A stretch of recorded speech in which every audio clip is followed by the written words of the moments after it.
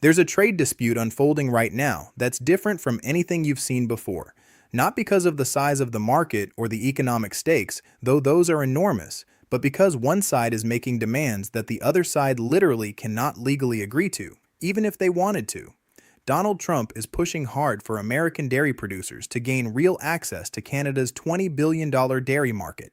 Meanwhile, Mark Carney is sitting across the table with something more powerful than any negotiating position, a law that effectively locks the door from the inside, and the countdown to a potential collision is already ticking toward July 2026.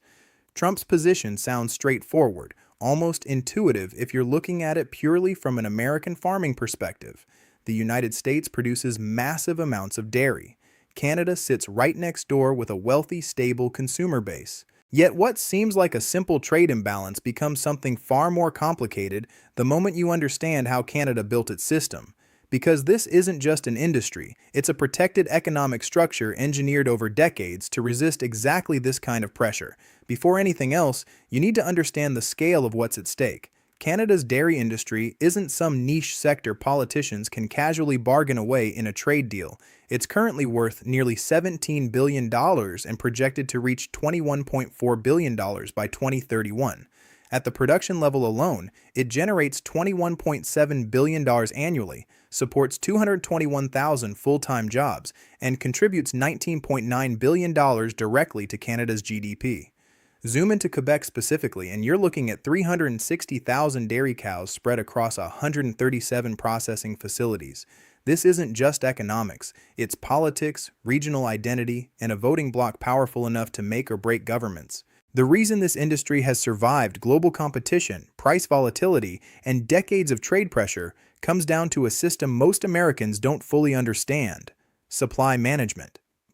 Canada implemented this back in the 1970s with a very clear goal: to protect its farmers from being wiped out by cheaper imports and unpredictable market swings. It works through three tightly controlled mechanisms that together form something closer to a fortress than a policy. First, production quotas strictly control how much milk each farm can produce, preventing oversupply and keeping prices stable. Second, price floors guarantee farmers earn enough to cover their costs and stay profitable. And third, this is where things get explosive in trade negotiations. Import tariffs are set so high they effectively block foreign competition. We're talking 241% tariffs on liquid milk and 298% on butter. Those aren't just protective measures. They're prohibitive, designed to make American dairy products too expensive to compete in the Canadian market. For decades, American dairy producers have been trying to break into that system, pushing through negotiations, lobbying governments, waiting for an opening. They thought they finally found one when Trump negotiated the United States-Mexico-Canada agreement during his first term. That deal granted American producers tariff-free access to 3.6% of Canada's dairy market, celebrated at the time as a breakthrough after years of being locked out. But here's where the story takes a turn most headlines miss. Despite that 3.6% access existing on paper, American dairy exports to Canada barely moved. And the reason isn't tariffs anymore. It's how Canada structured the system behind the scenes. Those quotas are primarily allocated to Canadian processors, companies that already rely on domestic milk and have almost no incentive to import American products. Meaning the access technically exists, but in practice, it's almost unusable. That's why American dairy groups have started calling this quota manipulation, a strategy that complies with the letter of the trade agreement while completely undermining its intent. Instead of opening the market in a meaningful way, it channels access to the one group least likely to use it, effectively keeping American dairy off Canadian shelves without technically violating the rules. This frustration has been building for years, and now it's boiling over at the worst possible time. Because the trade agreement is up for review on July 1st, 2026, and the United States is coming into that review with dairy at the top of its agenda, backed by a coordinated push from across the political and economic spectrum. U.S. Trade Representative Jamieson Greer laid this out clearly in testimony before Congress, accusing Canada of maintaining policies that unfairly restrict market access. He argued that the way tariff rate quotas are allocated prevents American producers from accessing the market they were promised, and he made it explicit: this issue isn't going away quietly. It's a priority for the upcoming review. That message was reinforced by a bipartisan group of 74 members of Congress who signed a letter demanding action, led by Representatives Claudia Tenney and Jim Costa, calling out Canada for what they see as a deliberate workaround of its commitments. Add in the backing of major industry groups like the National Milk Producers Federation and the International Dairy Foods Association, and it becomes clear this isn't just political noise. It's a unified push from the entire American dairy sector. And of course, Trump himself has been hammering this issue for years, repeatedly calling Canada's dairy tariffs a disgrace and accusing the country of taking advantage of American farmers with rates around 250%. He's framing it as a clear example of unfair trade that needs to be corrected. And now, with the review approaching, his administration is signaling that this isn't just another negotiation point, it's a potential deal breaker. But here's the problem that changes everything, and it's not a negotiating tactic or a strategic bluff, it's something much more rigid than that. Because while the United States is pushing for concessions, Canada has already passed a law that makes those concessions effectively impossible. A law that doesn't just limit flexibility, it eliminates it. That law is Bill C-202, which received royal assent in June 2025, and it does something unprecedented in global trade policy. It legally prohibits the Canadian government from increasing tariff rate quotas or reducing tariffs on dairy, poultry, and eggs in any future trade negotiation, meaning the very concessions the United States is demanding are now off the table by law. This isn't just a temporary political stance that could shift with pressure or incentives. It's a structural constraint that binds not just the current government, but every future government as well. Once something is codified at that level, it stops being negotiable. It becomes a hard boundary that cannot be crossed without changing the law itself. Trade experts have called this move unprecedented. Former negotiators warn that it effectively forces Canada to enter trade talks with one hand tied behind its back, while at the same time sending a very clear signal to its domestic audience that supply management is untouchable, no matter the external pressure. And that's exactly the point. This law didn't appear out of nowhere. It was the result of years of lobbying by the dairy industry, coordinated political pressure, and a narrative that framed supply management as essential to the survival of rural Canada, particularly in Quebec, where dairy farming is deeply embedded in both the economy and the culture.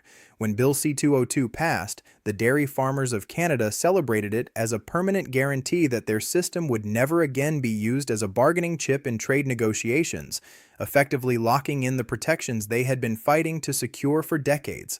And that brings us to Mark Carney. During the election campaign, he argued that the law wasn't strictly necessary because his government would never put supply management on the table anyway.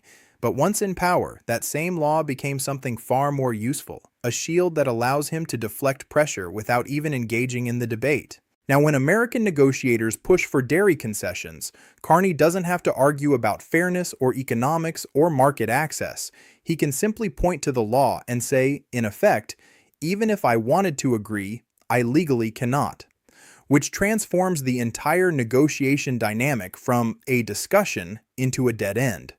He made that position unmistakably clear when questioned about American demands during a press conference, responding not with ambiguity or diplomatic language, but with a firm statement that supply management is not on the table and will continue to be protected.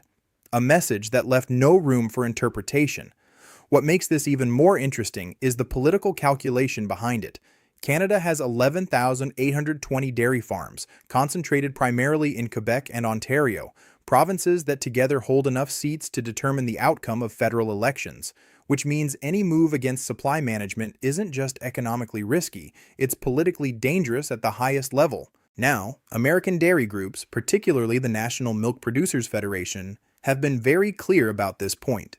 They are not demanding that Canada abandon supply management or flood its market with cheaper American milk. Instead, they're focused on fixing the mechanics of quota allocation. They argue that the current system sends most of the tariff-free access to Canadian processors who have no incentive to import. What they want is for that access to be redirected toward retailers, restaurants, and buyers who would actually use it, which would finally translate theoretical access into real market penetration. From a purely technical standpoint, this doesn't sound like a radical overhaul, and even some trade experts have pointed out that Bill C-202 doesn't explicitly mention quota allocation, which means there could be a narrow legal pathway for Canada to adjust how those quotas are distributed without violating the law itself. Trade lawyer William Pellerin has suggested that expanding access to grocery stores might fall within that gray area, creating at least a theoretical opening for compromise. But this is where political reality collides head-on with legal nuance, because even a small adjustment like that, something that wouldn't change tariffs or quotas in a headline sense, would still be perceived by Canadian dairy farmers as the first crack in the wall. And in a system where perception matters just as much as policy, that kind of move carries enormous risk for any government willing to attempt it. The dairy lobby in Canada has spent decades building not just an economic system, but a political narrative that frames supply management as essential to the survival of rural communities. Any concession, no matter how minor it might look in a trade document, risks being interpreted as the beginning of a slippery slope that could eventually unravel the entire system. Which is why even technically permissible changes become politically impossible, and this is the trap Mark Carney finds himself in. Because while there may be limited flexibility on paper, in practice, he's operating within a political environment where even the smallest concession could trigger a backlash strong enough to destabilize his government, particularly in Quebec, where dairy farming isn't just an industry, it's a defining part of the regional economy and identity. If Carney were to signal any willingness to adjust the system, even in a limited way, the response would likely be immediate and intense. Farmers mobilizing protests, political parties like the Bloc Québécois leveraging the issue to attack the government, public opinion in key regions turning sharply against him. The cost of compromise isn't just economic, it's existential. So what looks like a narrow technical fix from the American perspective becomes a political non-starter in Canada. And that disconnect is exactly what makes this situation so difficult to resolve. Both sides are operating within constraints that the other side either underestimates or cannot accept. Meanwhile, as the July 1, 2026 review approaches, the stakes continue to rise. Because the United States isn't just signaling dissatisfaction, it's outlining potential consequences that go far beyond dairy itself, including the possibility of revising the agreement to force changes, renegotiating the entire deal with stricter demands, or in the most extreme scenario, allowing the agreement to unravel over time.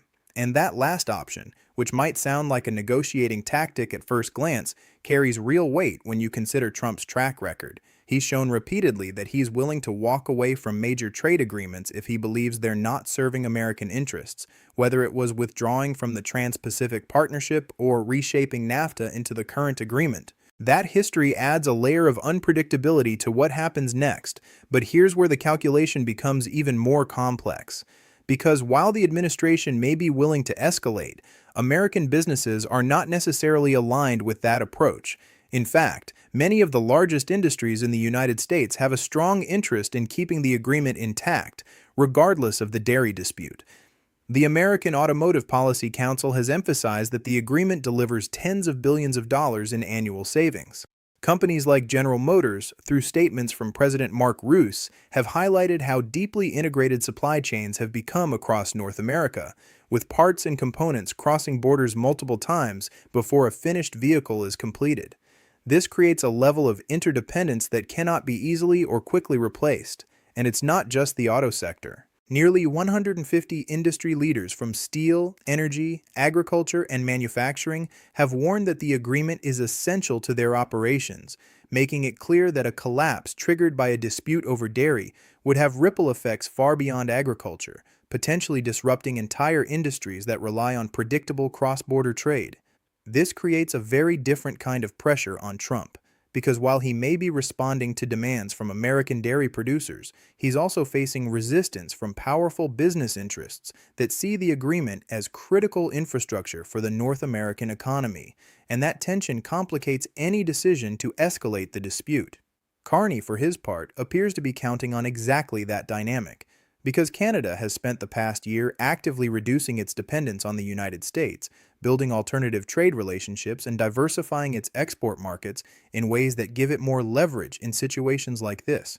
The United Arab Emirates has committed $70 billion in investment. India is in the process of negotiating a free trade agreement, and Canada has already doubled non-US exports, while American exports to Canada have fallen by 10%. These are trends that suggest a gradual but deliberate shift away from reliance on a single dominant trading partner. At the Liberal Convention, Carney went even further, announcing a goal of doubling non-US exports within the next 10 years, framing it as a long-term strategy to insulate Canada from exactly the kind of pressure it's now facing. And strong domestic support for that approach indicates a broader shift in how Canadians view their economic relationship with the United States. Then there's the geopolitical dimension, which adds yet another layer to this already complex situation.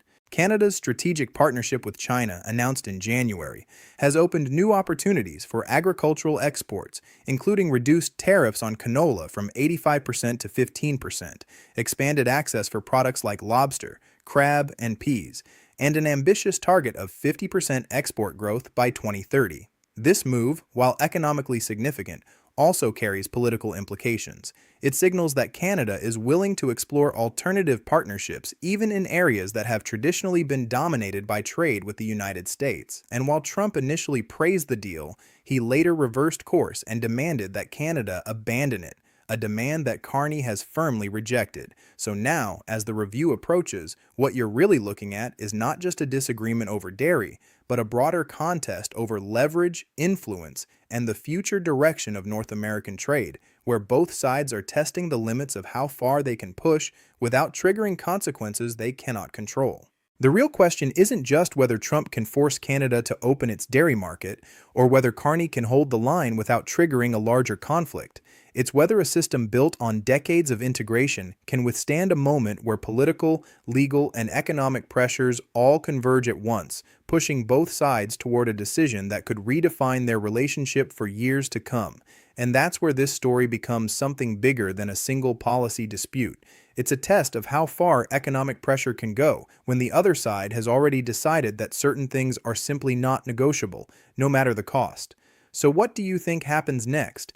Does Trump escalate and risk destabilizing a deal that American industries rely on?